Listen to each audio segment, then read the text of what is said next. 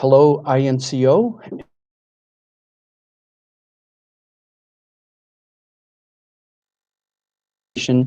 Per Measure M ahead of the While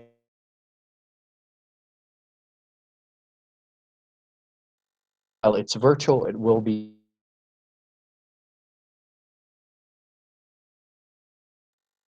about the upcoming budget and hopefully answer as many questions as possible.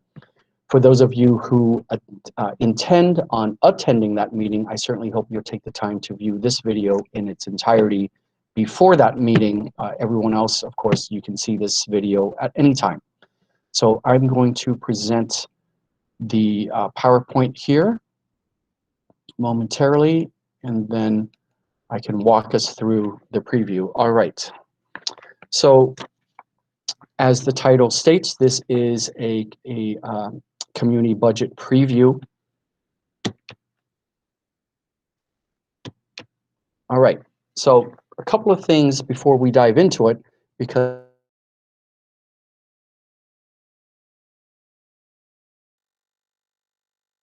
rescue plan. Now, when they initially announced this 2 months ago, the feds projected that we might be eligible for up to $64 million, and the Treasury Department, the Federal Treasury Department, has since projected that down to $59.5 million. Mind you, it's $59.5 million of federal stimulus money directly to local government. So this is the first of its kind during this pandemic. All the prior stimulus packages have gone through various sectors of the country, of the economy, the community, what have you. This is the first one where there was a bucket of money for local government. So we're very grateful to our representatives in Congress and to the new administration in the White House. Again, we expect to receive between this year and next year up to $59.5 million. Now, what is the money for and what can it be used for? And also, most importantly, as you can see here, highlighted in red, it is one-time funding. In other words, we should not utilize these funds for any sort of ongoing expenses. Now, in terms of what it's for, there are 6 broad categories that they laid out. There's a 150-page document with guidance with the fine print, which we are studying, and we will be making recommendations to the City Council in upcoming months about how best to utilize these funds. But you can see the 6 broad categories: supporting public health responses, replacing public sector revenue that was lost, making investments in water and sewer and broadband infrastructure, providing premium pay for essential workers, as well as addressing the negative economic impacts of the pandemic. So we'll look forward to making those recommendations to the City Council.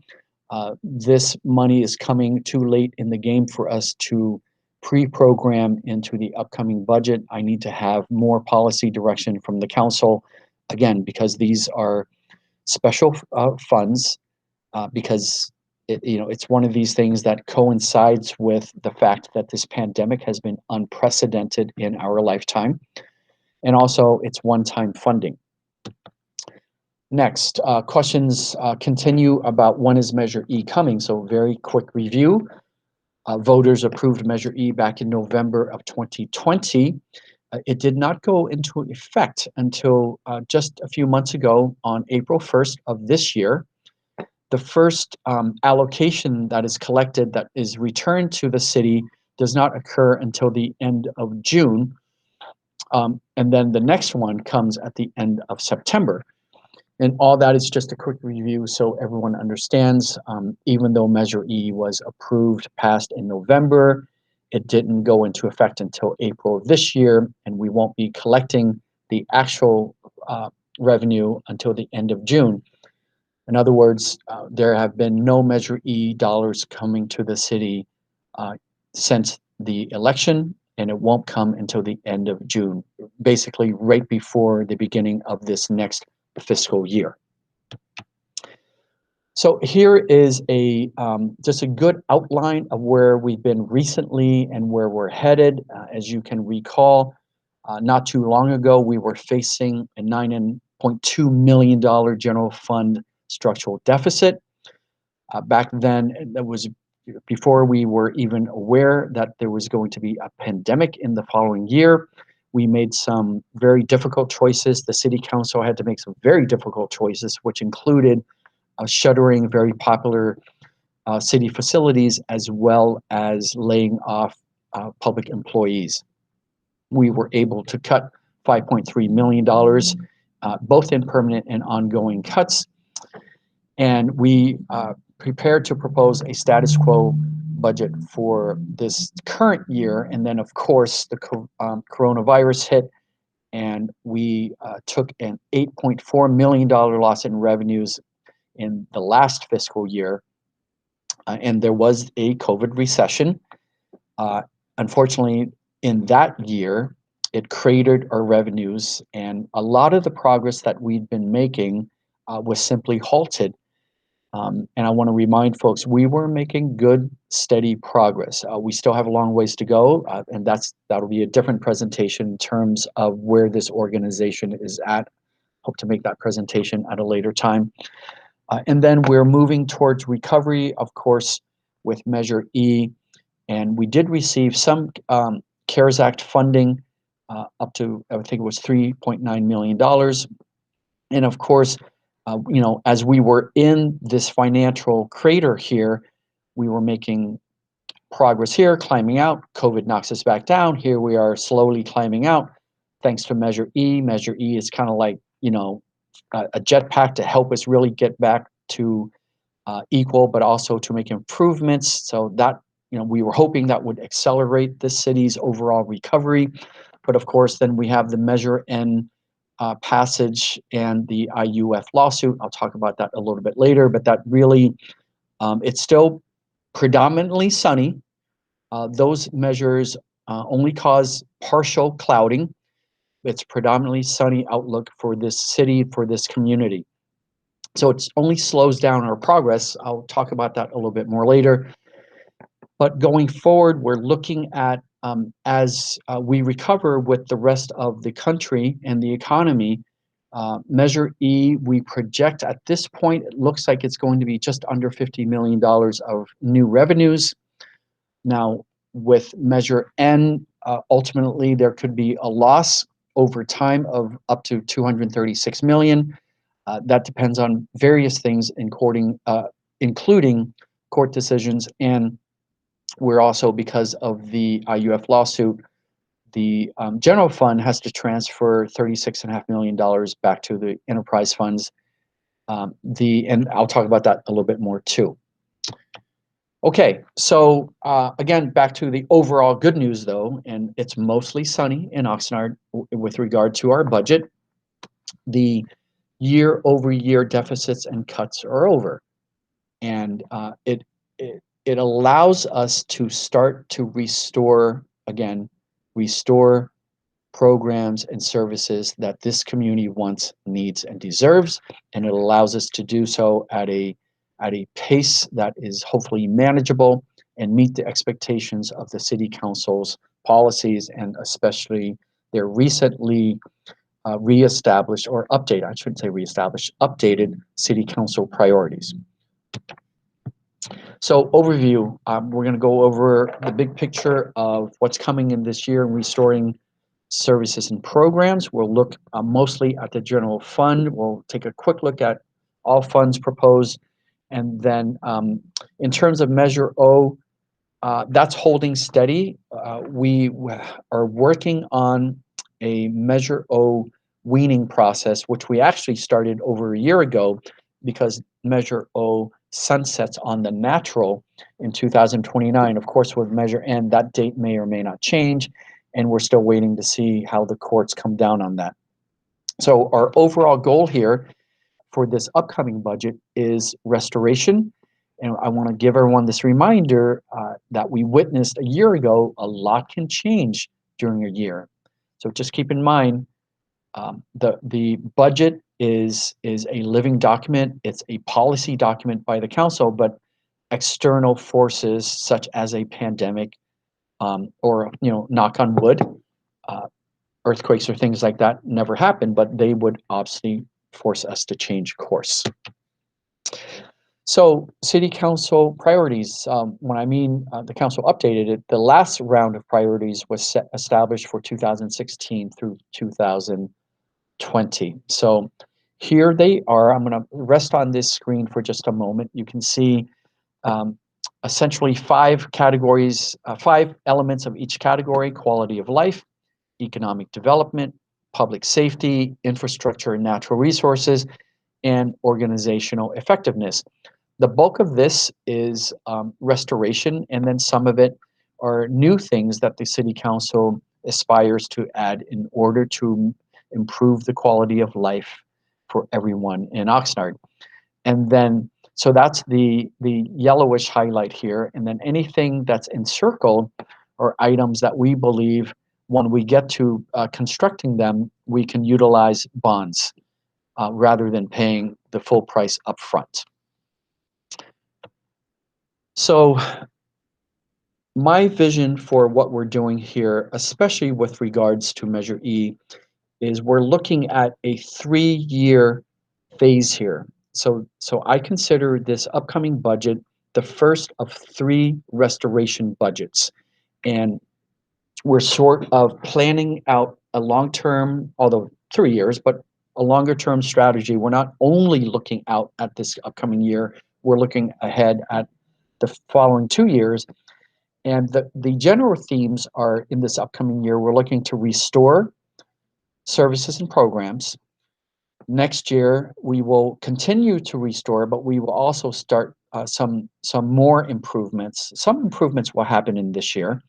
And then in the third year out, we will really begin to see not only continued restorations, continued improvements, but we'll start to see signs of many of the things that we want to add. Now, some of this is fluid, and in the first year, while we're focusing on restorations, you're going to see some improvements, and in the next year, while we're focusing on furthering restorations and beginning some improvements, you may see some of the addition. It's just there's going to be a fluid timeline in terms of the kinds of projects we take on. So just keep that in mind. But the point of all of this is to say, even though we have Measure E, we cannot restore and do everything in 1 year. It's not possible for so many reasons and would not be rational, logical, wouldn't make sense. So we're not going to pretend like everything's going to be peachy keen a year from now. Now, just examples of the things we're going to restore. Here are 2 key examples over the last, and since 2015. You can see lots of cuts have been taken in cultural and community services as well as in the police department, and this is true across the board with all the city departments. But these are just some of the more public examples, and this is the kind of thing that the council wants us to start restoring, and we intend to do so. Now, what are the few negative budget impacts? And I just want to review this because it's just a reality. It's happening. It is what it is. We just have to manage through this. But with regard to the IUF law, Mr. Starr's IUF lawsuit, it's going to require us to return to the enterprise funds, the utilities, $36.5 million from the general fund. But it also stops the annual $4 million transfer from the utilities into the streets fund to repair streets. Now, this is in court in terms of, now this, by the way, it's the facts are what they are. We did lose this in court, which is why this refund is required, and that's fine. What we're doing, though, is trying to get somewhat of a payment schedule from the court. So until the court rules on that, we don't know how much of this we have to do and how fast. So we're looking for, hopefully, several years to repay it, and that will impact future budgets. So when the court rules on that, we'll abide. Now, I don't want to get too far into this here, but I think it's correct that the IUF fund fee needs to be adjusted correctly so that there's a clear nexus to the cost. I don't agree that it can't be done at all. And I think there certainly could be a better way of fixing this, but unfortunately, that's where we are. Likewise, with Measure N, which in my mind, as your city manager, requires excessive spending on roads, um, or the way it's structured. If you don't go all out on roads, you're going to also lose Measure O. I don't think that's the proper way to make any improvements in Oxnard. And the reason I say that it's excessive is because the road quality standard it requires is much higher than almost everywhere else in California. And while it might be a nice thing, it would come at the expense of a lot of services and programs across the city that we also need and want. But those decisions are in the hands of the city council in terms of juggling and balancing what the budget provides for. All right, so having said all that, Measure E is not, while it is basically saving this city, it isn't a do everything, it's not a magic wand. So there are limitations. So just very quickly, we have again the IUF lawsuit repayments. There, you see the asterisk here because that really depends on the court's rulings, but we could be looking at paying back 5 years, 5 million a year for over 8 years. Most recent news from the judge is that's not likely, so it's likely to be a much shorter time frame, which means we would have to readjust, and we will do so. The improved streets pavements, what we're looking at this point is about a $14.6 million investment a year over the next 3 years. And you see there's a double asterisk there, and that's because it's possible that we can bond for 2/3 of that, because that would be the construction portion of repairing our streets. Our capital improvement projects for this coming year, 8.8 million. We're looking at putting 5.6 million into parks, but that's also medians and trees. It's not just parks alone, it's also medians and trees. And we are hopefully for the final time resolving the city's structural deficit. So that's going to require 2 million, and that's one time and done. And we've made a policy decision to pursue the ambulance services contract. 3 asterisks there because that is also pending a court decision that may or may not go forward.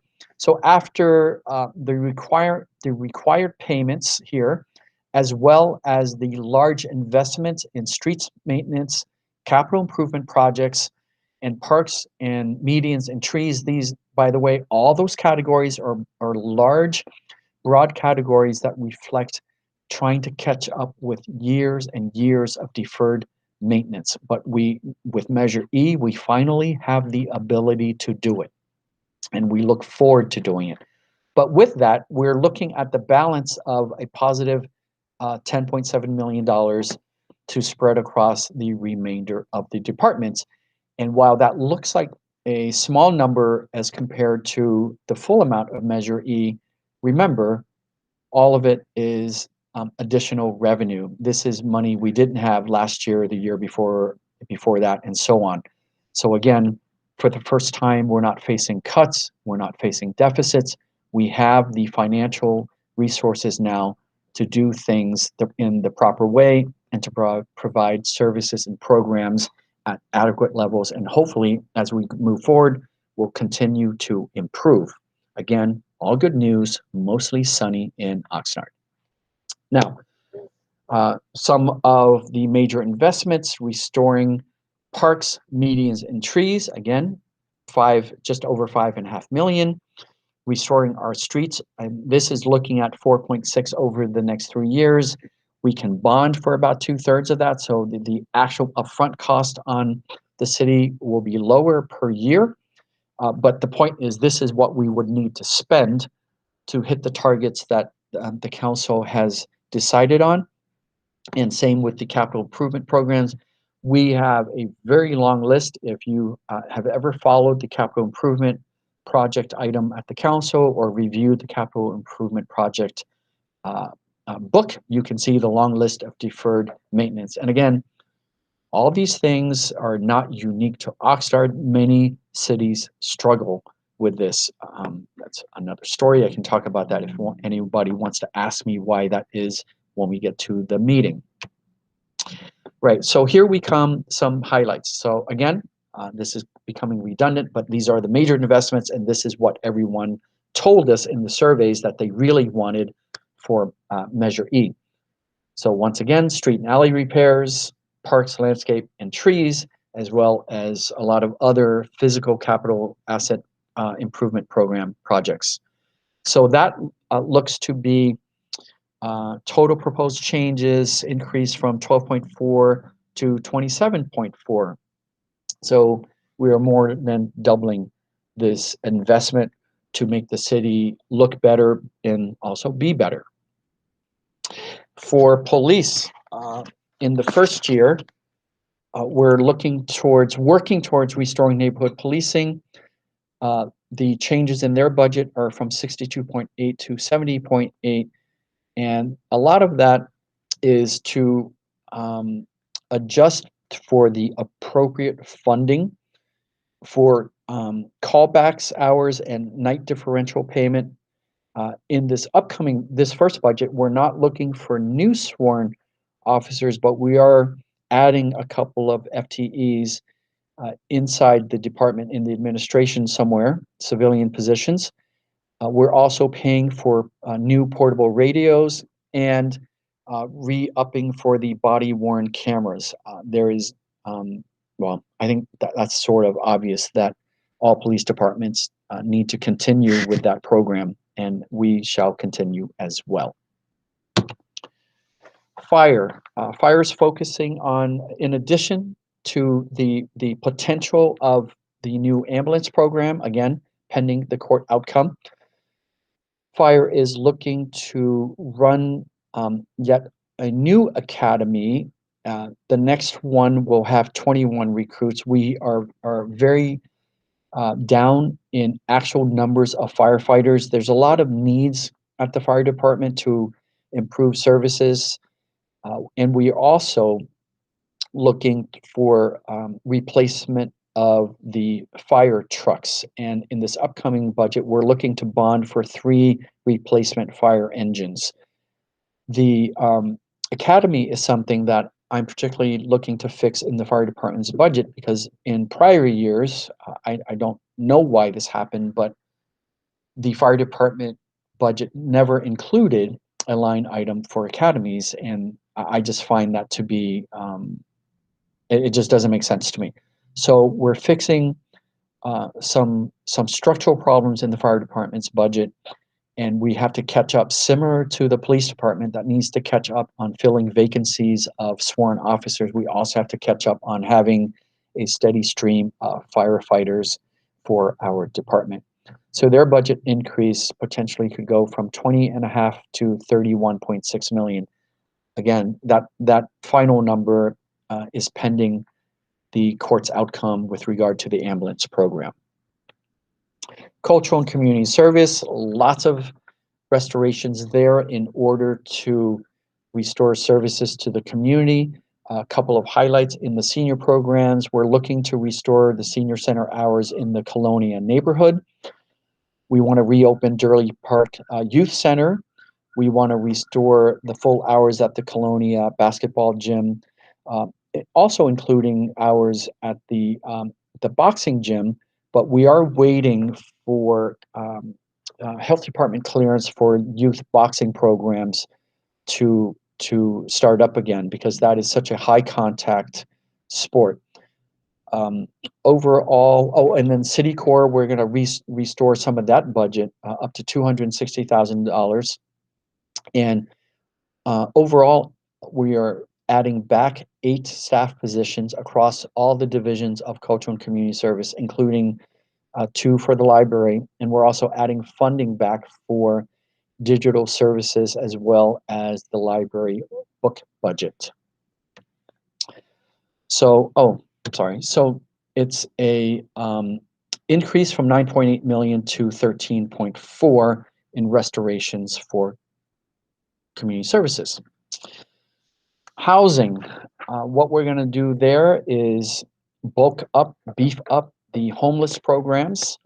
We're going to add one position for our housing or homeless programs, as well as some funding to kick off the Housing First plan.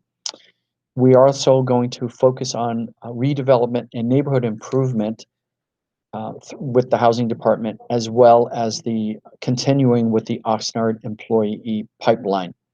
So we're looking at overall, it looks to be 4 new positions across the housing department, and that increases from 400 to 2.1 million. And then what I consider many of the internal departments, city attorney, city manager, finance, billing, licensing, community development, human resources, and also information technology, which isn't on the screen because it's a purely internal service fund department, but I'll touch on it. So very quickly, city attorney, we're going to add 2 deputy city attorneys and 1 administrative legal secretary, or maybe that's a paralegal. I don't know the correct term these days. In the city manager's office, I'm going to add 1 project manager and 1 communications coordinator. In finance, we're adding a senior financial analyst, as well as 1 accounting temp labor, some funding for that, as well as a new procurement buyer.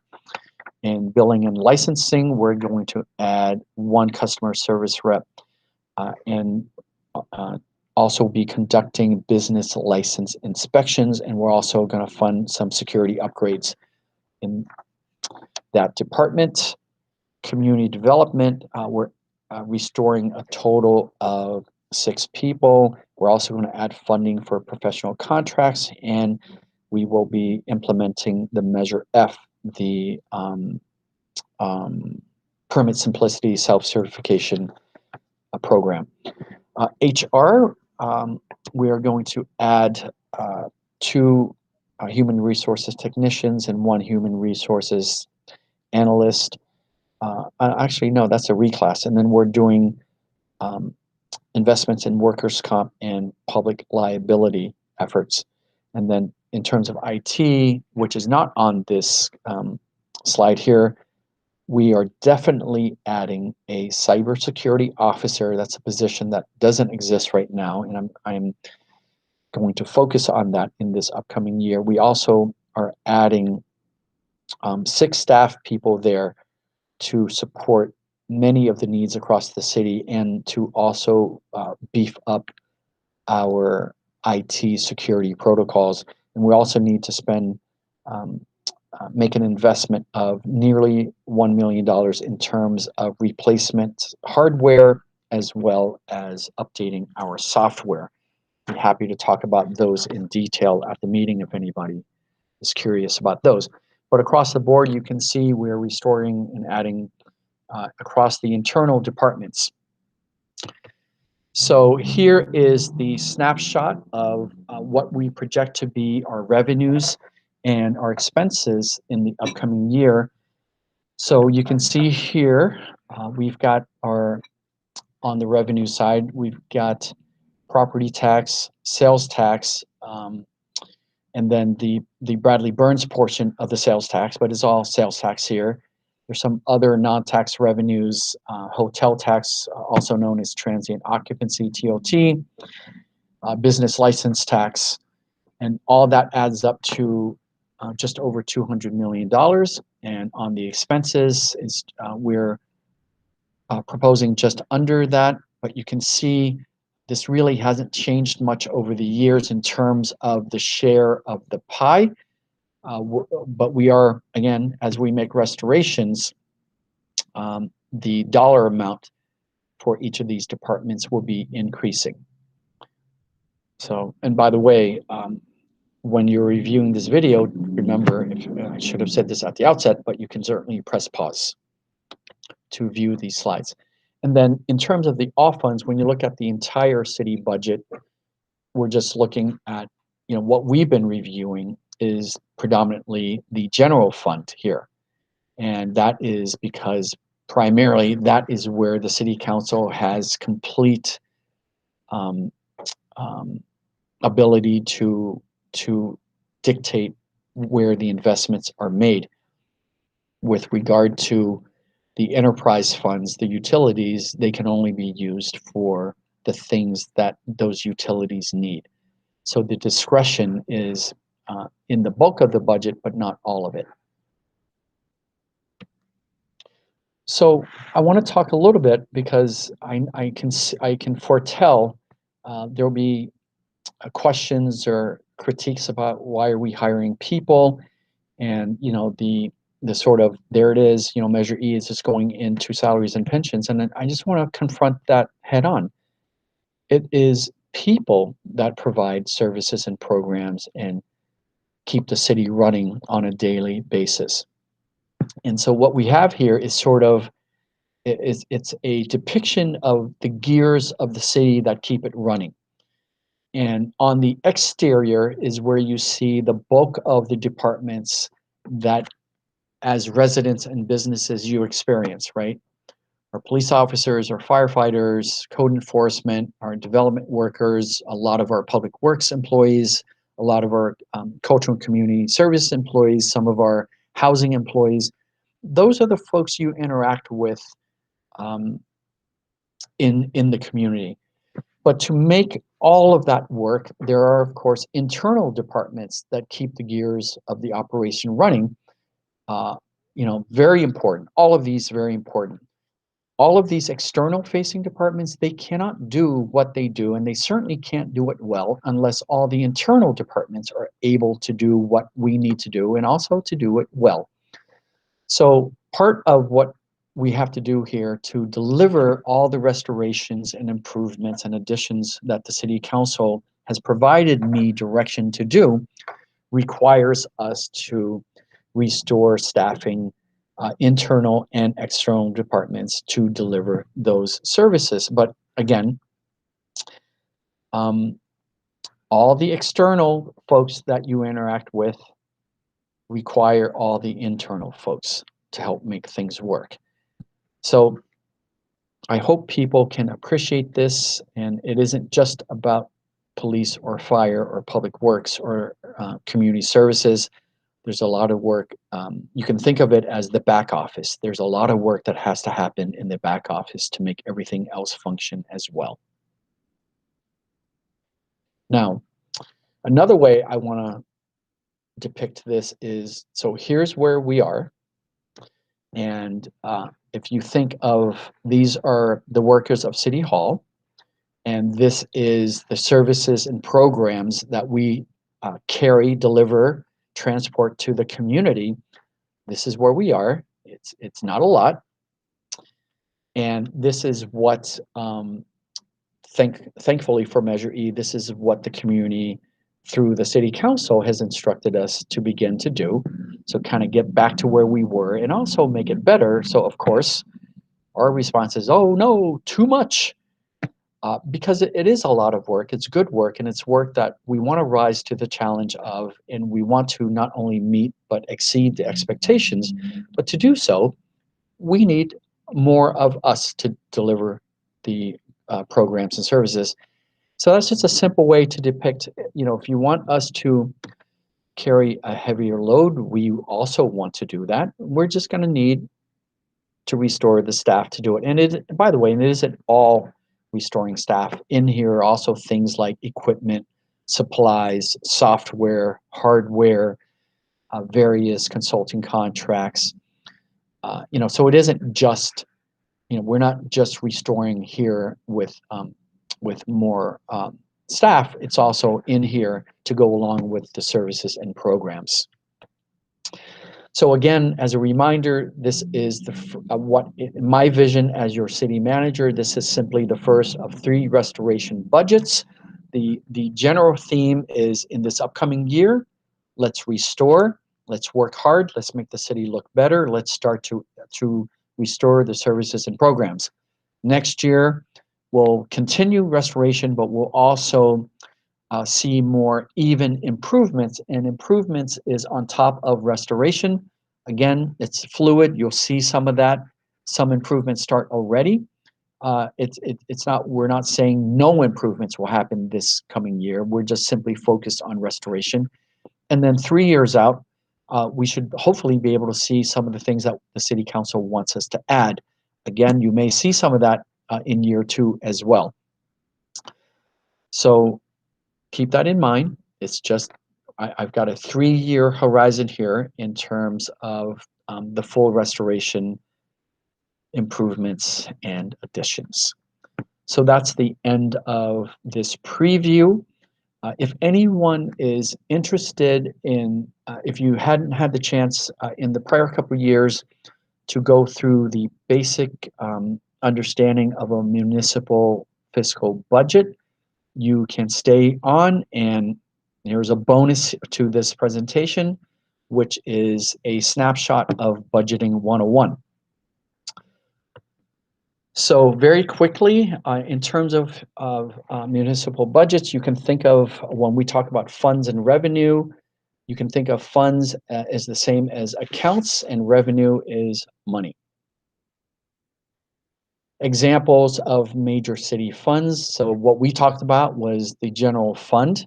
We also have the enterprise funds, water, sewer, and trash. And then we also have our special districts, whether they're LMDs, CFDs, and other various special districts that other cities have that we don't, but they're also special districts. But that's essentially the variety of funds that make up a city budget.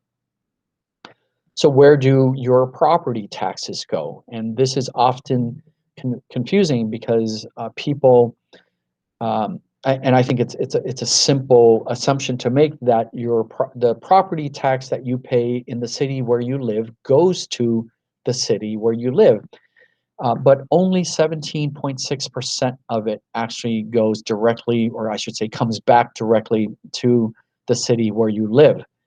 56.3% of it goes to the schools via the state, 20.3% goes to the county, and 5.8% goes to other county districts. So again, for every dollar that you pay on property tax, believe it or not, only 17.6% comes back for city services. Where do our sales taxes go? Very similar. People think that, whatever your sales tax rate is right now, again, thanks to Measure E, it's 9.25%, that the city gets 9.25%, when in fact we don't.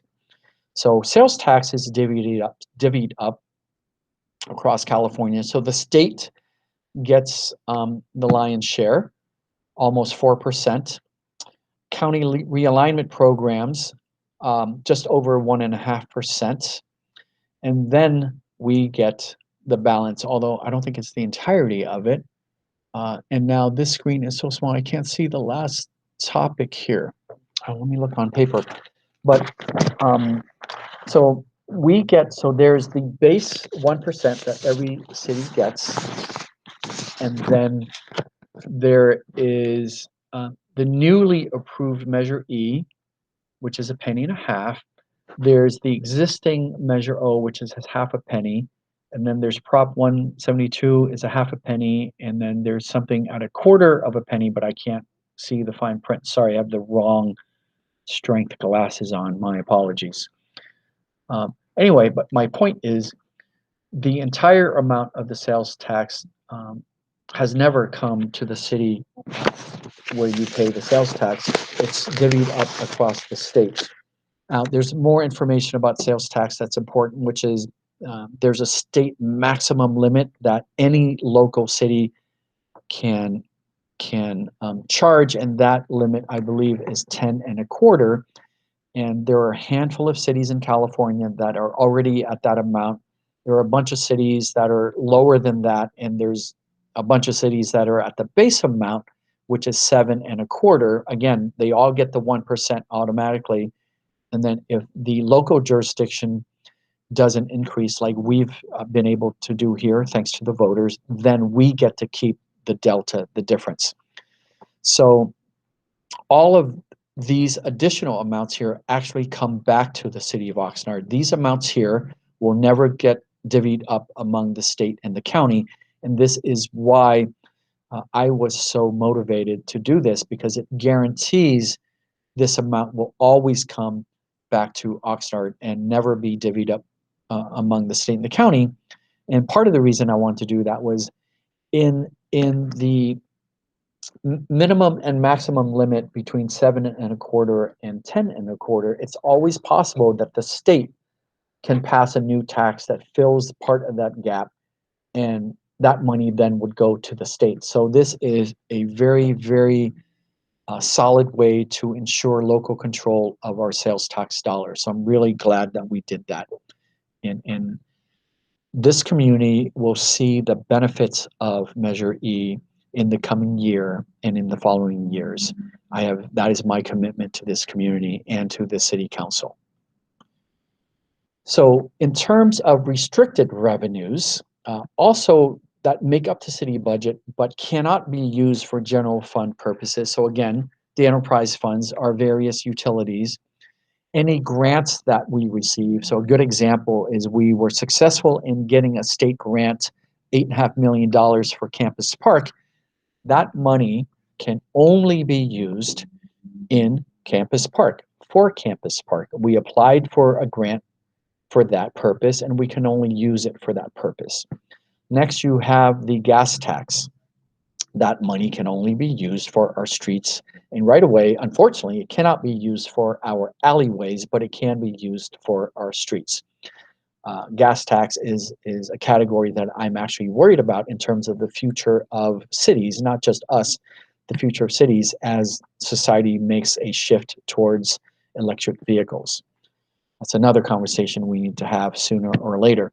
Then you have your assessment districts, your LMDs, and your CFDs. Those funds are collected specific for those properties and can only be used in those neighborhoods. They cannot be used elsewhere.